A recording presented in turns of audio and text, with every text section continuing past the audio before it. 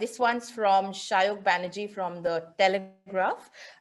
He's asking, looking at the conditions in the UAE, what kind of adjustments did you have to make as far as your line and length is concerned? I think the line and length stays pretty much the same in all the conditions that you play in. If anything, you might want to adjust to be maybe a little bit on the fuller side, since the wickets are a bit slow and they can't sit up. But you know, it depends on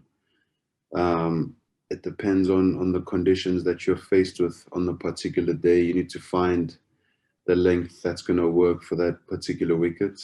So it's about making that adjustment. But to start off with, you're going to hit your normal, I guess, 6 to 7 meter length, and then in the back end, depending on whether the wicket is slowing down or whether there's dew, then you can, you know, see what sort of adjustments you need to make, and also the situation the game is under and what the game is asking for you to do, whether it's to take wickets or be a bit more defensive. And also it depends the lengths you're going to bowl when you have a look at your field as well. Or yeah, you bowl according to your field. So it's just about making adjustments. But at the start of the day, it's all about sticking to good old fashioned lining length, top of off. Okay, another one, KG, has it make any kind of difference to you having to bowl without the application of saliva? Not really. The ball has been swinging anyway, and it's T20 cricket, so I think, you know, swing pretty much gets negated early on, even though you were to apply saliva to the ball. I guess the only time that it would be interesting and where it would play more of a dilemma would be in Test cricket, since you have to look after the ball much more. I guess in T20 cricket, the older the ball gets, the happier you are, because it makes it softer and it's not as hard for the batsman to hit. Okay. Questions here from the Hindustan Times. Is there any difference between bowling in India and in the UAE, since your figures this season are almost similar to last one? It is different. The conditions here have been quite tricky because we're playing at the same venues, but you know, you play on fresh wickets at certain times and sometimes on used wickets, and they all play quite differently. I mean, Sharjah in the beginning was really flat, and then it sort of slowed down, and the pass score went from about 210 to about 180. And in Dubai, the scores in the beginning were about 180, and they've sort of stayed the same. So now you're getting scores of 170, 160. But you know, it is a little bit different. I feel that there is some seam movement sometimes, especially, I mean, if you have a look at last night's game in Abu Dhabi, a few games in Abu Dhabi where the ball's been seaming around. But all the pitches are definitely on the slower side, which is pretty similar to India. But it's a different kind of slow. I don't know how to describe it. I feel as if the conditions in the UAE have something for all the bowlers, for all the players, all facets of the game: spin bowling, fast bowling, and batting as well. So yeah, you definitely have to work hard for your wickets, and you have to work hard for your runs. So they've been quite decent conditions. Obviously, being the subcontinent, they would be on the slower side. Okay. This one's from Alaric Gomes from Gulf News. He's asking, what impressions did the late Nelson Mandela make on you, and how has that affected and fueled your desire to give back to your community and country? I do think that Nelson Mandela played a huge role in the world, particularly in South Africa. Fighting for a basic need, which is, or a basic right, which is freedom. And it is important for people to not feel as if they are inferior. This is very important. Um, so liberation of the mind is the most important thing, and I guess that's the message you want to spread, especially as a sportsman, where you do have a platform to, I guess, express this, because a lot of people do follow what you're doing. That's just the nature of us as sportsmen. There's nothing different to if I compare myself to like an or any other person, I'm probably the same, but I just, play cricket where I'm on a stage where people can, listen. So there is a social responsibility, I feel, to, at times just keep a reminder that um, fighting for the right causes is important. And most certainly, I wouldn't want to shove my opinions or my ideals down anyone's throat. It's just, like I said, if I'm on this platform, I will express my opinions like I am now on this matter. I think it is important for people to understand that on the political front, liberation is really important, and the human rights to be treated with dignity is important. Okay. KG, plenty of questions actually coming in on bowling with your good friend from South Africa, Onrich, who's also done so well. So let's just take one, combining all of them. People have described your partnership with Onrich Nokia as being one of the most lethal in IPL history. What do you make of such comments? And talk us through about bowling with him. It's awesome bowling with him. I mean, he's done really well. He's got a lot of pace, and he's also always willing to learn, and he's open to new ideas. And I think that's a great trait to have. And he always gives his best for the team. Myself and him are always giving our best for the team. That's just in our nature. But at the end of the day, we have a job to do, and I think we've done it well so far. And now we challenge ourselves to do it. Hopefully we qualify. We're one game away from qualifying. And hopefully we do it when it matters the most, in those knockout stages. But it's been really amazing to bowl with him. He's come a long way, and he's still got a long way to go, including myself as well. So to be called one of the most lethal partnerships in IPL history, that's some feat. But when we're playing, we're just taking it game by game. We're not walking around as if we were the most lethal. That's the last thought on both of our minds. We need to worry about the next game, and I guess just being normal. Okay. A question looking ahead to the last match, and looking ahead to the one that's coming up. Umesh Rajput says Delhi Capitals is on top of the points table at the moment, but you're coming off a loss against Punjab. It wasn't such a great game. Is this a wake-up call for the team? I don't know if I would call it a wake-up call. It's just a loss, and losses do happen. So it's not about panicking and trying to reinvent the wheel. We need to assess where we felt we went wrong, which we have done already. I mean, from the second we lost, people are already talking about the game and talking about where we can improve.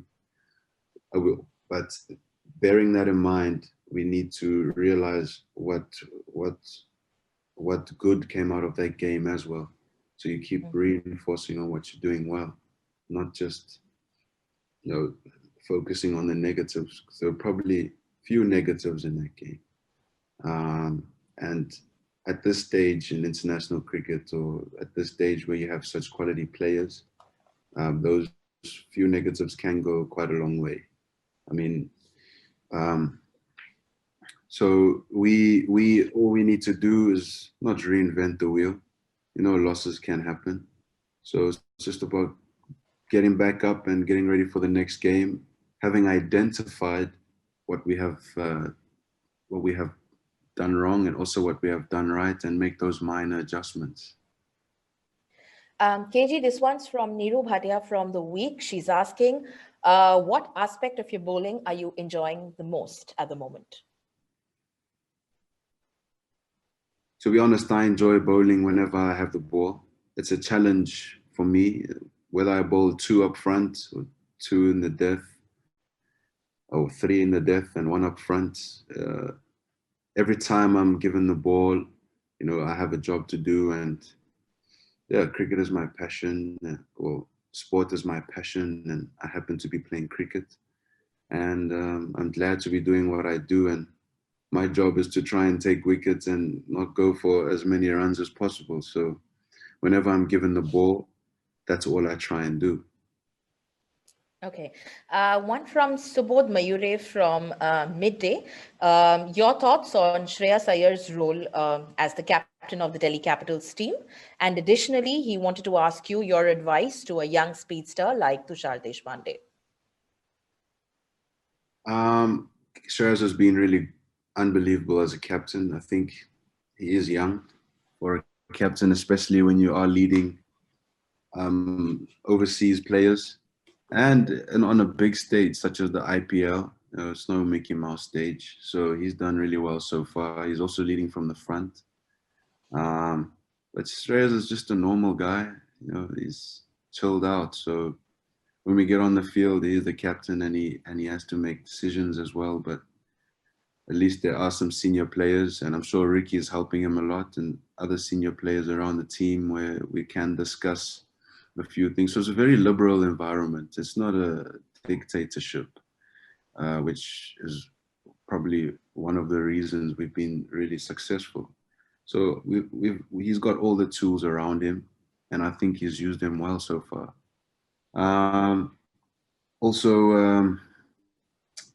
Tushar's got a lot to learn. Obviously, he just needs to take a game by game. He has not bowled badly at all, even in the last game. Like I said again, it's just about those minor adjustments. And all he has to do now is learn from his experiences and use the tools that are around him. That's how he's going to get better, because he's got all the attributes. Okay. Question from Sameer Chabra. You recently tweeted that the skill level of the players in this year's IPL has been phenomenal. If you could highlight a couple of instances where you thought so about this edition of the tournament. I can't highlight a few instances because there have been so many. The batters are really skilled. They're playing all types of shots. The bowlers, there's pace bowling, there's wrist spin, there's finger spin. And I know there's been quite a few drop catches, but I mean, it's not easy. That has been one of the issues in this tournament. It's not easy to catch for some reason. I've dropped the catch as well. But you know, some of the catches that have been taken have been phenomenal. And some of the skill level with the bowlers, especially in the death, and the batters and the type of shots that they're playing, and especially how the games are just going right to the death. In this IPL, if there's one thing that I can take out of it, and one thing I won't forget, is that, you know, every team is in it, and no team has won until the last ball has been bowled. That's the competitiveness has been, you know, second to none. And I always knew that it would be this way, even though there is no crowd, because you're dealing with professional cricketers, and professional cricketers who get to this stage are naturally competitive. And once you have a whole lot of athletes or cricketers who are competitive on such a big stage, of course it's going to be very competitive. And that's reflecting in the skill level. That's reflecting in how the games are contested, and how deep they're going.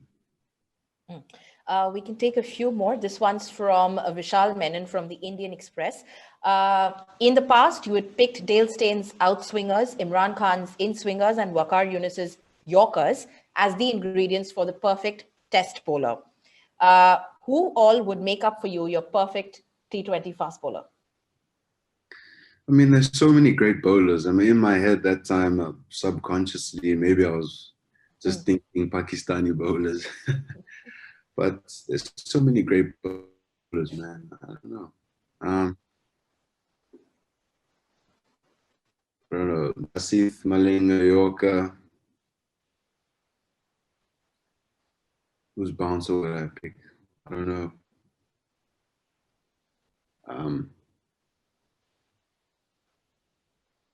I'll pick Heinrich Nokia bouncer. Then I'll pick. Man, I don't know. I can't answer this question now. Okay, no problem. Question from Hemant Kumar Sharma. Do you think in this edition of the IPL, Delhi Capitals will be at the top of the podium with help from your bowling? With help from my bowling, I think it's going to have to be a team collective. Yeah. If you have a look, we've had 7 different man of the matches in the games that we've played. So there's just match winners in our team, match winners galore. So all of us, it showed that all of us are hungry to win. And of course, I mean, if I can pick up a man of the match and that secures us top spot, then I guess you can look at it that way, yes, but it's not because of my bowling. Each and every individual has bowled really well. It just so happens that I have the purple cap, that's it. Yeah. But I'm the one who's lucky to get the wickets. But I mean, Aksa is bowling beautifully. Ashwin's bowling beautifully. Anas is bowling beautifully. Tushar bowled beautifully in the games that he's played. Harshal Patel was in, he bowled well, he contributed. Everyone has contributed. Avesh came in, he contributed. So you got guys who are putting their hand up. Shreyas has contributed with the bat, Shikhar's contributed, Rishabh has, Stoyan has, Hetty has. So, I mean, Prithvi has as well, even though he's going through a bit of a shaky run. So it's about a team effort. And, you know, you got Ajinkya Rahane sitting out. That just shows you that it's quite tough. The camaraderie in the team is really good, and people are willing to put their hands up. Right. We'll take this last couple of questions before we close this. This one's from Rahul Bhatnagar from India Today, and this is about yourself, KG. It says, your records in the IPL, you're the purple cap holder at the moment, shows your consistency in the format. How do you bring in such consistency in T20 bowling? I think it's just about realizing what works for you, and also just summing up conditions and bowling toward those bowling according to the conditions, and also trusting your strengths and using your strengths and seeing how your strengths can go with the conditions. And then it's just about push and pull. All right. Okay. Last one, I think, KG, this one we'll talk about the match that's coming up next. It's going to be our first day game, and the team hasn't been able to win a match yet in Abu Dhabi. 2 losses have come there. The challenges of Abu Dhabi and your thoughts looking ahead to the Kolkata game. Surely, third time lucky. Third time lucky in Abu Dhabi. I'll leave it at that. Hopefully, third time lucky. All right. Thank you so much. Thank you so much, everyone, for joining. Thanks for sending us the questions. Thank you, KG, for your time. Thanks so much. Thank you.